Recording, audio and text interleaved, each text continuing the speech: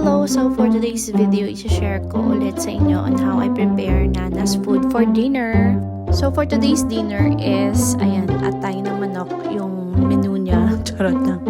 So naglaga lang ako ng 3 piraso ng atay ng manok kasi konti lang naman siya kumain.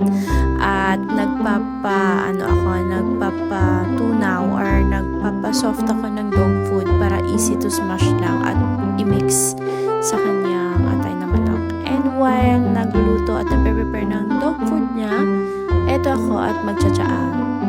So ayan, kumukulo na siya. Ayan. And after nyan, pag medyo mga 1 minute na pakulo-kulo and i-turn off na natin yung stove. Ayan, yan.